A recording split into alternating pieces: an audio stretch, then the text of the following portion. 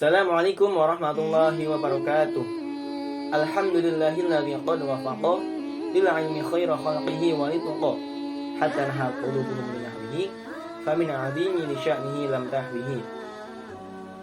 Perkenalkan, nama saya Rizky Ramadan dari prodi Akuntansi. Di sini saya akan mempresentasikan dari matkul keimanan dan kemanusiaan tentang beriman kepada Allah Subhanahu wa taala. Di pembahasan kali ini kita akan membahas tentang perintah beriman kepada Allah taala, pengertian tauhidullah yaitu dari rububiyah, uluhiyah dan asma wa sifat. Contoh perilaku penerapan iman kepada Allah taala dalam kehidupan sehari-hari. Yang terakhir, hal-hal yang dapat meningkatkan iman kita kepada Allah Subhanahu wa taala. Iman kepada Allah Subhanahu wa taala. Kali ini kita akan ngomongin lagi tentang iman. Agama Islam memiliki 6 rukun iman yang wajib kita ketahui dan diamalkan, yaitu iman kepada Allah, malaikat Allah, kitab-kitab Allah, Rasul Allah, hari akhir, qadar dan qadar. Berbicara mengenal iman dan kepada Allah, ini merupakan iman yang pertama dan membuat kita berpikir banyak. Kenapa sih kita harus beriman? Kenapa kita harus mengimani hal yang tidak terlihat dan banyak sekali hal yang kita pikirkan? Iman kepada Allah merupakan rukun iman yang pertama. Jadi menjadi hal prioritas yang wajib kita imani. Pengertian iman secara bahasa Arab adalah percaya. Secara istilah, iman adalah membenarkan dengan hati, mengucapkan dengan lisan, dan diamalkan dengan perbuatan. Jadi, pengertian iman kepada Allah adalah membenarkan dengan hati bahwa Allah ada dengan segala sifat keagungan dan kesempurnaannya. Kemudian, diakui dengan lisan dan dibuktikan dengan amal perbuatan di dunia nyata. Iman seseorang bisa dikatakan bagus dengan salah satunya beriman kepada Allah dari 3 aspek tadi. Unsur iman merupakan satu kesatuan yang tidak dapat dipisahkan. Jangan sampai ngaku iman, kok cuma yakin. Ngaku iman kok cuma syahadat. Itu tidak bisa menjadi iman. Dalil tentang perintah beriman kepada Allah Subhanahu wa taala yaitu A'udzu billahi minasyaitonir rajim. Bismillahirrahmanirrahim. Ya ayyuhalladzina aminu billahi wa rasulihi wal kitabil ladzi nazzala ala rasulihi wal kitabil ladzi anzala min qabl wa man yakfur billahi wa malaikatihi wa kutubihi wa rusulihi wal yawmil akhir faqad dhalla dhalalan ba'ida.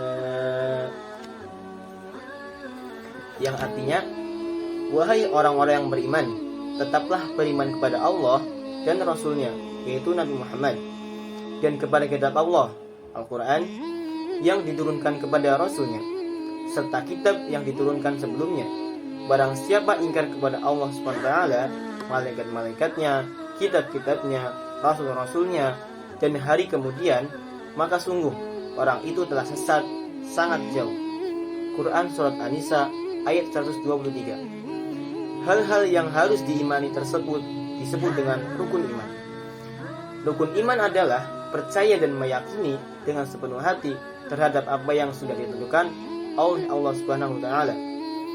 Ada 6 rukun iman yang harus kita imani oleh umat Islam, yaitu iman kepada Allah, kepada malaikat Allah, kitab-kitab Allah, iman kepada Nabi dan Rasul, iman kepada hari akhir, dan iman kepada qadar dan qadar. Pengertian tauhidullah ada rububiyah, uluhiyah, dan asma wa sifat. Tauhid bagi para ulama menjadi 3 macam, yaitu tauhid rububiyah adalah mengesahkan Allah dalam perbuatan Allah, yaitu Allah itu satu-satunya pencipta, Al-Khaliq, pengatur jagat raya, Al-Mudabbir, yang merajai, Al-Malik, dan pemberi rizki, Ar-Razak.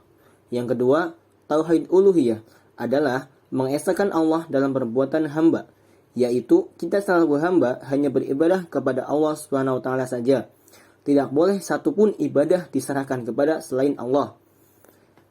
Yang ketiga, tauhid asma wa sifat adalah mengesahkan Allah dalam nama-nama dan sifatnya. Kita menetapkan iman, nama dan sifat bagi Allah sebagaimana yang Allah dan Rasulnya tetapkan. Beriman dalam hal nama dan sifat ini tanpa melakukan takwil, berubah maknanya. Taktil, menolak sebagian sifat Allah. Ta'yif, memvisualkan atau menggambarkan bagaimana wujud sifat Allah. Tamthil, menyamakan dengan sifat Allah dengan sifat makhluk.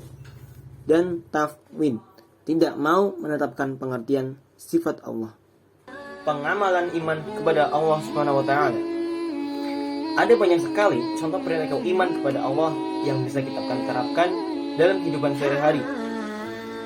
Seperti yang pertama, yaitu mendirikan sholat, menafkahkan sebagian rezeki, beriman kepada Allah, menafkahkan sebagian hartanya baik di saat waktu lapang ataupun sempit, selalu berbuat kebaikan, mampu menahan amarah, mampu memaafkan kesalahan orang lain, melaksanakan perintah Allah dari segi ibadah, berhenti dan berbuat keji dan tidak mengulanginya lagi, mempercayai dengan benar rukun iman. Hal yang dapat meningkatkan iman kita kepada Allah SWT. Sebagai manusia, Allah menciptakan dengan tujuan untuk beribadah kepadanya, sekaligus untuk diuji kelak, untuk menentukan nasib hidup manusia selanjutnya di akhirat. Untuk bisa menjalankan tujuan tersebut, tentu saja manusia wajib memiliki iman dan takwa, agar ia mampu juga menjalankan segala perintah Allah dengan sebaik-baiknya. Jika tidak, tentu akan mendatangkan kemalasan untuk melaksanakan segala perintah Allah. Manusia adalah makhluk yang sering lalai dan tidak awas diri. Untuk itu, masalah iman dan tawakal pun juga bisa menurun tanpa mengenal waktu. Yang pertama, memperbaiki sholat. Untuk bisa meningkatkan iman dan takwa, salah satu caranya adalah memperbaiki sholat. Sholat saja tidak cukup, melainkan membutuhkan sholat yang khusyuk dan berkualitas. Itulah sholat yang mencerminkan keimanan dan ketakwaan. Yang kedua adalah mentadaburi Al-Quran. Dari mana kita bisa meyakini dan memiliki ketakwaan kepada Allah? Tentu saja sumbernya adalah Al-Quran yang memberikan kita petunjuk. Untuk itu, dalam meningkatkan iman dan takwa kepada Allah, membaca sumbernya adalah jalan yang tepat. Dengan membaca Al-Quran bukan berarti membaca teksnya, melainkan mentadaburi isinya dan menjadikan fungsi Al-Quran dalam kehidupan sehari-hari, serta fungsi Al-Quran bagi umat manusia. 3. Berkumpul dengan orang soleh. Salah satu cara meningkatkan iman dan takwa yaitu bercengkarama dengan orang soleh. Orang soleh memupuk iman, sedangkan bersamanya maka kita akan termotivasi dan semangat menjalankan segala perintah-perintah Allah.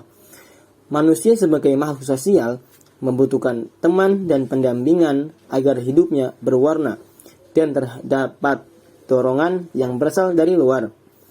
Carilah orang-orang yang soleh, bentuklah interaksi bersamanya, dan biarkan kita bersosialisasi dan saling mengikatkan kebaikan dengan mereka untuk membantu kita tetap dalam keimanan kepada Allah Subhanahu wa taala. Yang keempat adalah membaca buku-buku Islam. Salah satu sumber keimanan adalah ilmu yang kita miliki. Adanya kebermanfaatan ilmu membuat iman dan doa kita semakin bertambah. Salah satunya adalah dengan membaca buku-buku Islam yang diwariskan ulama atau orang berilmu yang benar lainnya. Seperti ilmu tasawuf modern, ilmu tauhid Islam, dan ilmu kalam dalam Islam. Bisa juga dipelajari karena sebagian dari ilmu yang membentuk pondasi keimanan. Yang kelima adalah mempelajari ilmu pengetahuan. Ilmu di dunia ini segalanya milik Allah, yang benar milik Allah.